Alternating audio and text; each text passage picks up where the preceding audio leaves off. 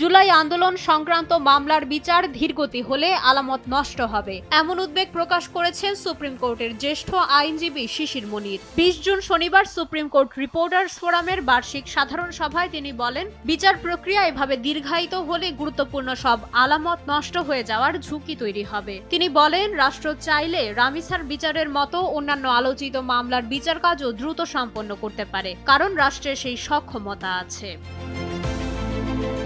বিচার ব্যবস্থার নাজুক পরিস্থিতির কথা তুলে শিশির মনির জানান, বর্তমানে 1200-র বেশি মৃত্যুদণ্ডপ্রাপ্ত মামলা ঝুলে আছে, যা দ্রুত নিষ্পত্তির জন্য বিশেষ আদালত গঠন করা এখন সময়ের দাবি। এছাড়া বিচারকের ওপর মামলার পাহাড় সম চাপ ও বিচার ব্যবস্থায় কাঠামোগত পরিবর্তনের ওপর জোর দেন তিনি। ভারতের সুপ্রিম কোর্টের আদলে অবসরপ্রাপ্ত বিচারপতিদের পুনরায় বিচার কাজে যুক্ত করার নজির অনুসরণ করে তিনি দেশে বিচার বিভাগের আমূল সংস্কারের আহ্বান জানান।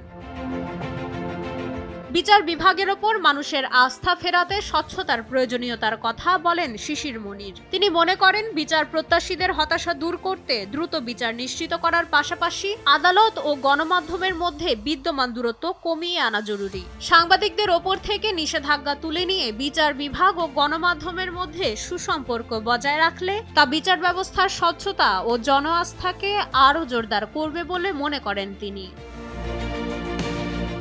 মাইশা মালিহা, সময়ের আলো।